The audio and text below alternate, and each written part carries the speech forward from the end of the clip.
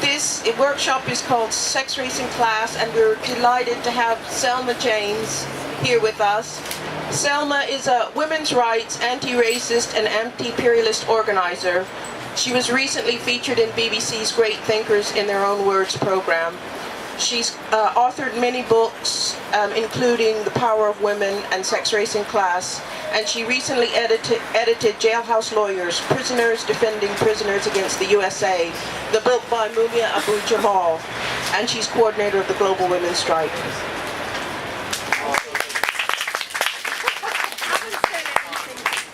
I haven't said anything that deserves that yet. People think I wrote something called Sex, Race and Class. Okay. I wrote a pamphlet called Sex, Race and Class a lot of years ago. And people had, in 73 in fact, and people are still reading it, and that's appalling, because by now it should be much outdated. And unfortunately it's not.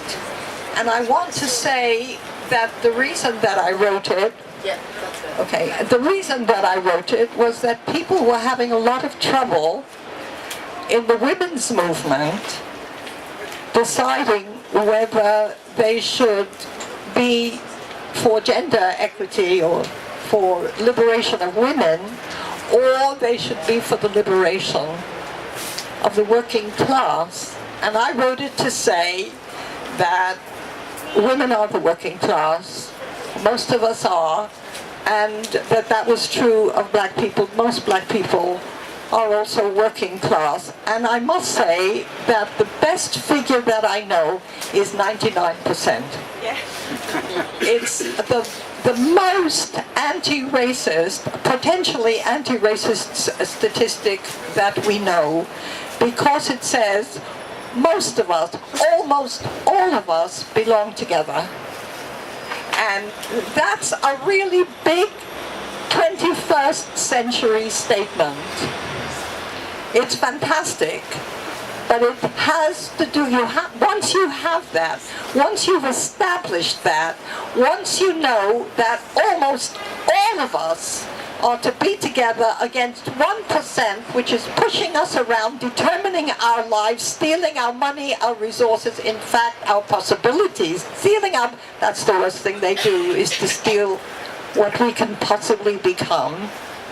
Once we know that, we then have to find out who are the 99% and how do we stay together, even how do we come together once we have established this great anti-racist, anti-sexist, anti-disability racism, anti-ageism, anti-every kind of discrimination of the enormous hierarchy which describes the society we live in. Once we have done that, we then have to find out what it means. Now, I have to say that I made a big experience as part of the massive anti-apartheid movement which overthrew apartheid in South Africa. And it took me a number of years to really work out what was wrong with what the ANC was saying during all that struggle. First of all, I didn't want to be critical of the ANC, so I kind of turned a blind eye that I didn't agree with the basic thing. But ultimately, I had to face it. They said they wanted a non-racist society, and they were making a non-racist struggle. And I found out that to say non-racist was not good enough because it hid the power differences within the anti-apartheid movement. And first of all, the power differences between white campaigners and black campaigners.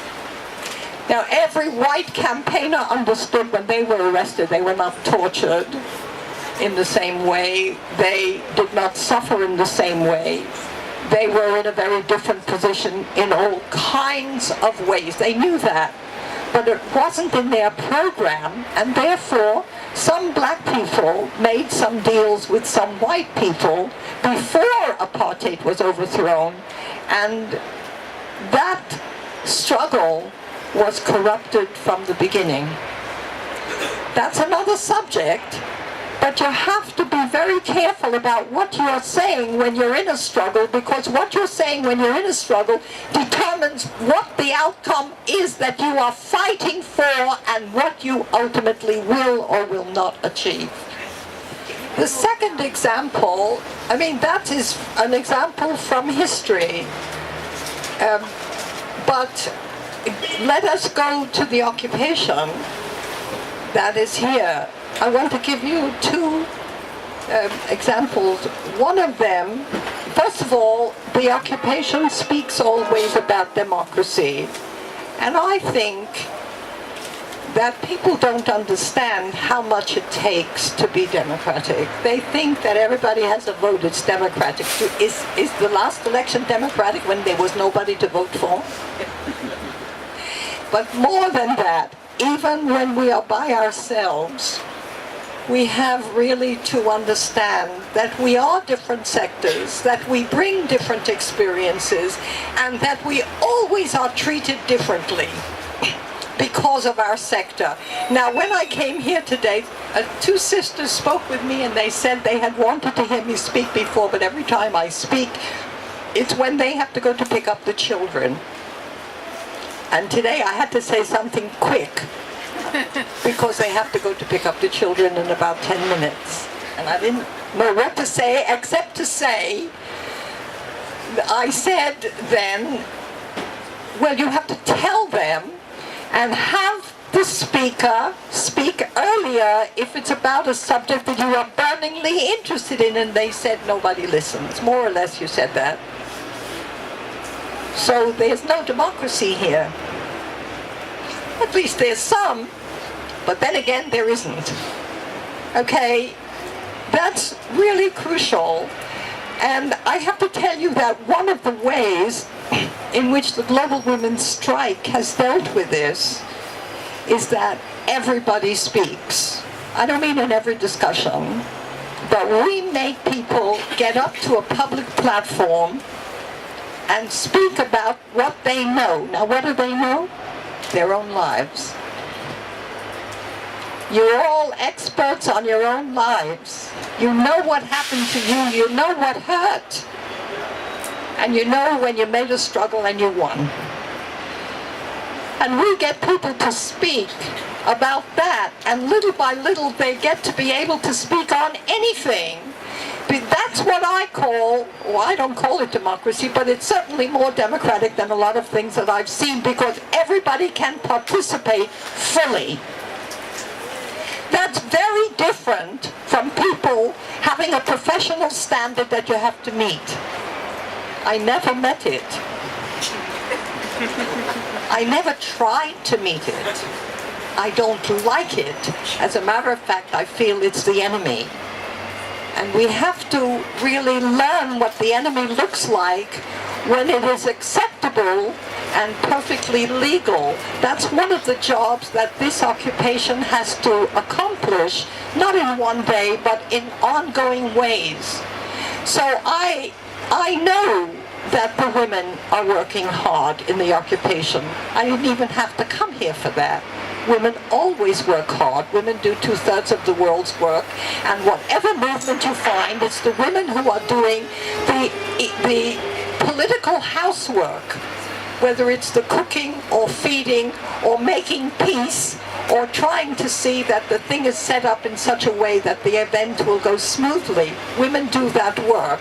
And some women get to the platform, but they don't necessarily represent the women who haven't got to the platform when they get there. They don't necessarily speak as women. And this was the question that was so completely mystified when Sex, Race and Class was written. Because on the one hand, you were for women, and you were for black people, and you were for people with disabilities, and you were for pensioners, and you were for all of these. But there was a competition between sectors rather than seeing how each sector contributed to a whole picture of racism, sexism, discrimination, in fact, class, oppression, and exploitation. that's what the leap was not, that we couldn't make that leap in the 60s and 70s. It was very hard for people to see women and see race or class or both at the same time, or to see race and see class and gender and children and pensioners at the same time. There was a way in which you had to choose your sector and you can't be anything else. So if you're a woman, that's who you are. Don't mind you're black. If you're black, you have to go with the men. Was that true? It's true. It was outrageous. We were trying to define ourselves.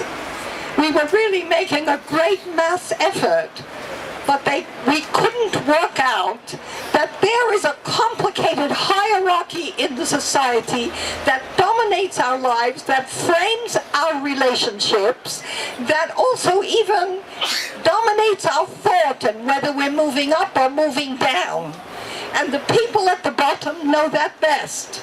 Okay, and sometimes, most of the time, women are at the bottom and understand that hierarchy and can help everyone to understand it if they would only give us a chance to open our mouths and tell the story our own way. Now, I'm not complaining about the fact that the occupations are largely white. This one is, but a lot of them are. And I have to tell you, my friend Mumia Abu Jamal said, he was until recently on death row in the United States, and a great campaign has been waging. The 9th of December will be the 30th anniversary from the day he was arrested. And most of those years have been on death row. He was completely framed in a racist trial, saying he killed a policeman. He did no such thing.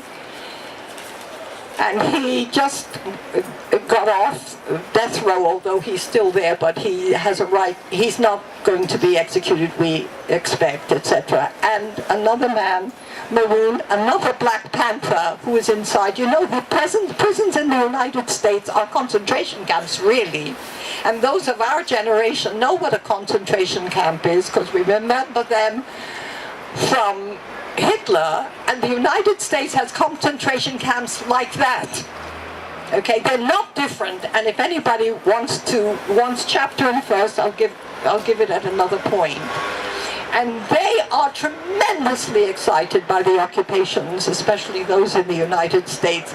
And he told my friend who visited him for me recently, he said, you know, some people come to me and say, but Mumia, man, those people are all white. He said, then get your ass over there. In other words, the problem is not whether you're right. The problem is what your orientation is and whether it's anti-racist. So when black people come, they are welcomed not as outsiders, but as the people who belong there, who can tell you something that you would not otherwise find out. Okay, that's the story of sex, race, and class. Either we are in competition for what capitalism, whatever you call it, offers us, and we have to say, I am more exploited than you, who is more exploited than her. We don't want that. We're not in competition with who is exploited. We are all 99% exploited. What we want is, what has your experience taught you that I desperately need to know so that we can work together? And that's something other than what I see happening.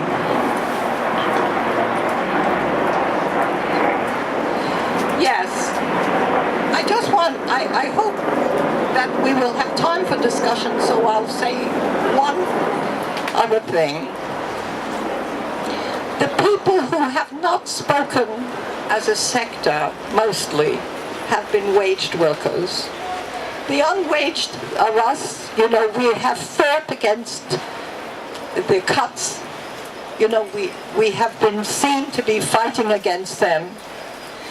And sometimes those of us who go out to work and get money don't know that they have anything in common, whether they need those of us who are unwaged. Say, well, I have a union, I'm very powerful sometimes, and I don't need you because you can't offer me anything. Well, the occupation is the answer to that. This is an unwaged occupation, and waged workers can relate to it. But on Wednesday, there is going to be a mass mobilization of some waged workers. And whenever another sector comes in like that, there is a big shake-up in the whole society. Everybody, including Radio 4, readjusts its sights. They discover there are other people in the world that they haven't considered. For example, waged workers, they're coming out next Wednesday. I have a flight home, please don't do that. What does she say? I have a flight home, please. She's got a flight home on Wednesday. She's hoping people won't strike. I don't think you have a chance. I think you should learn to swim. It's not going to work out like that. We can't. Yeah, but I think Occupy the Home Office did. What happened was that the Cambridge students, in anticipation of the 30th, have taken over. Last night, or night before last, they took over a piece of the Cambridge University, and David Willits was to speak. Did anybody see that cutting? And I was to bring it, and I'm very sorry that I didn't. But they crowded into the room where, I think he's the one that says they have two brains, that he has two brains. I didn't know he had one, but I'm glad to learn. They came in and they said, you can throw rubber bullets at us, and you can criminalize us for protest, but we are more numerous and more determined, and we will win. Go home, David. It was one of the nicest things. I wish I could have quoted it for you, because their words are better, obviously, in the month. And they were preparing for a sympathy action with waged workers. And let me tell you something. When waged workers and unwaged workers get together, that's it, kid. Capitalism can end.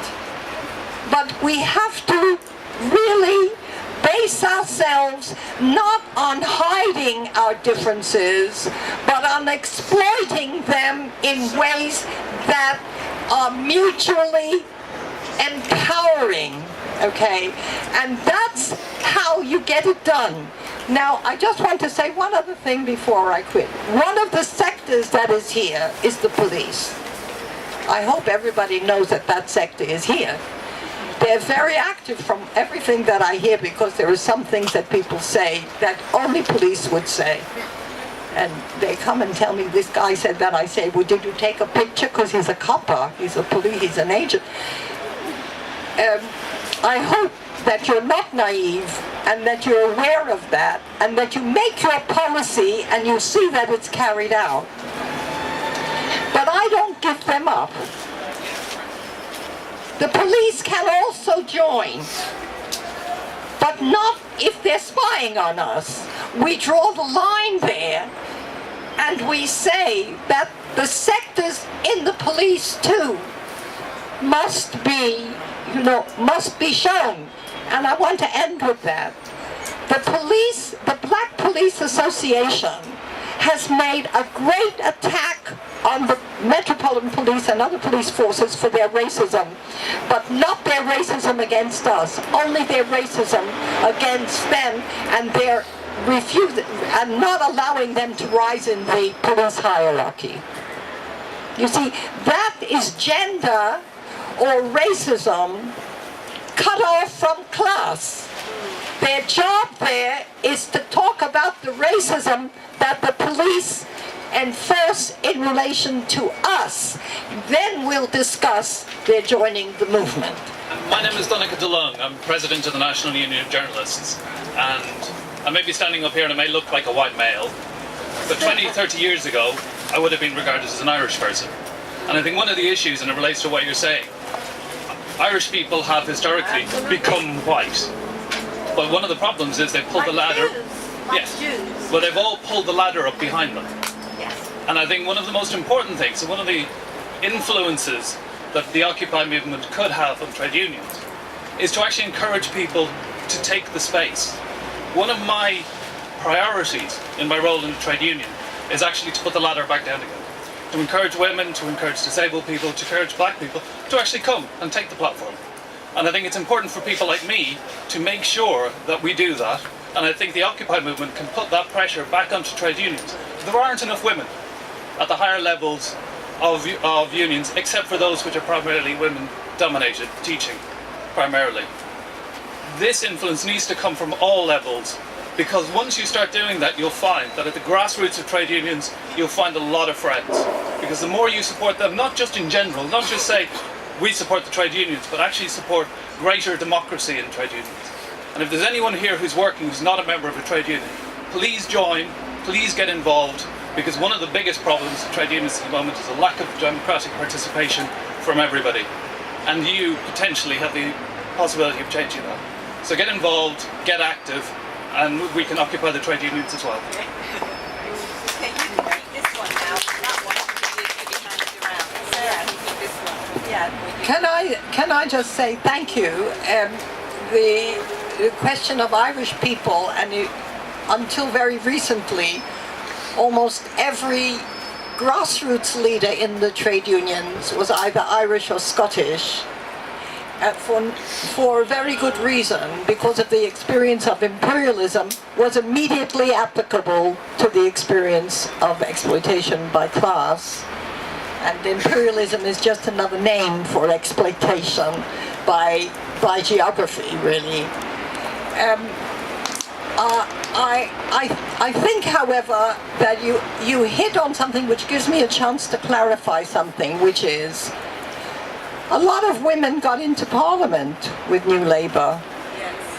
And the first act of the New Labour government was for a woman to get up, Harriet Harman, and say that single mothers' benefit should be cut. That's right. That's right. Please bear this in mind. It isn't good enough.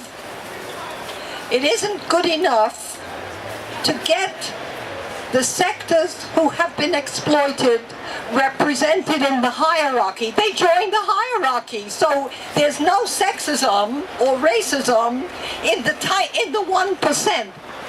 But the 99% are as exploited and divided as ever. No. Really, no. This is what we must address. I mean, the question is accountability. How do you make your representative accountable? And there's only one way, and that is to build on autonomous movements that will say, this way, sister, or you're out.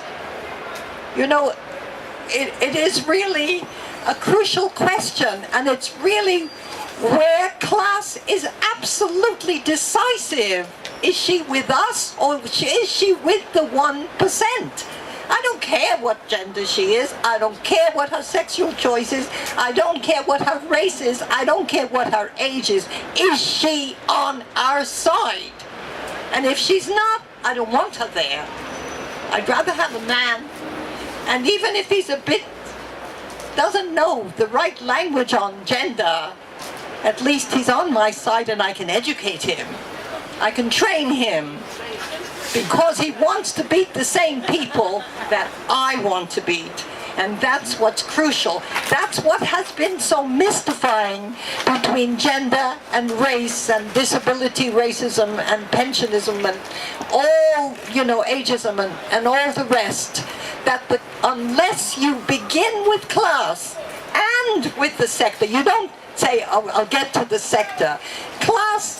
Sector and class are one. They could not rule us except they divide us. And they divide us by sex, race, and age, all the discriminations that we know about.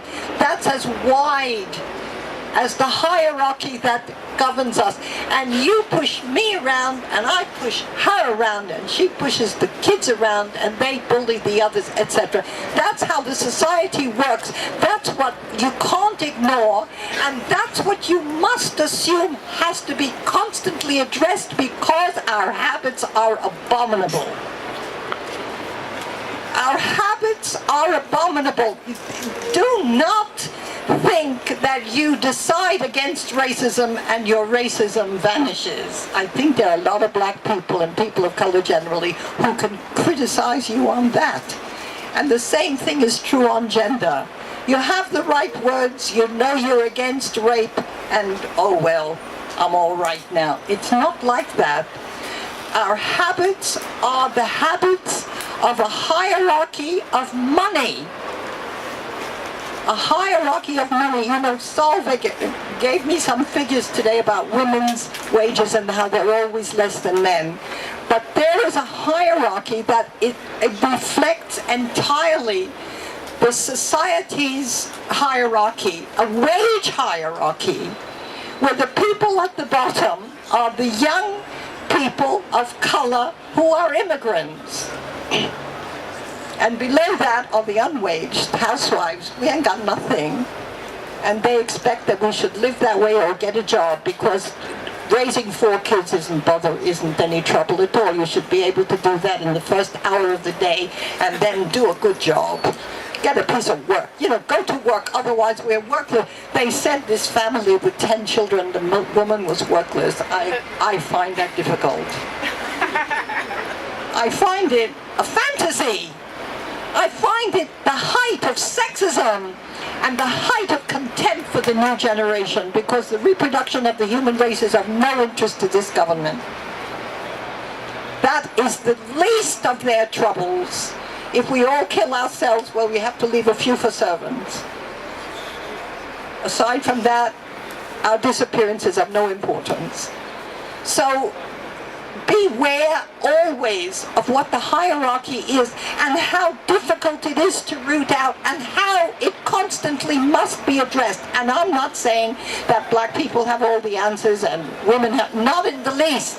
We work it out together, but we base ourselves on the actual experience that we as individuals and as a sector have, and we contribute what we know and what we have understood, and demand that people listen to our story, because that is the story of the 99%, most of which has remained hidden.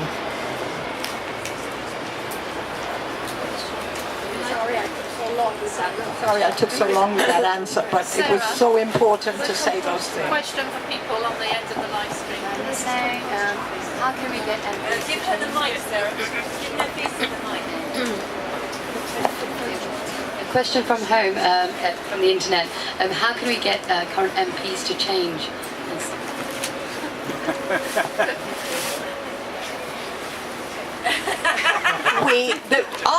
I was, for my sins, the first organizing secretary of the Campaign Against Racial Discrimination in 1965. I realized many people were not born then.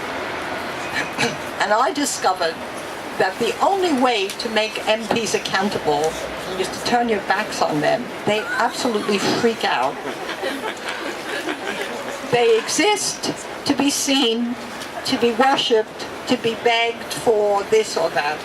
But if you do it yourself in terms of the movement, and you don't ask them anything because you say you are hopeless, you are reactionary, you're a thief, we have nothing to do with you, they'll come and ask you how they can help. Honestly, it's really true, it does work like that.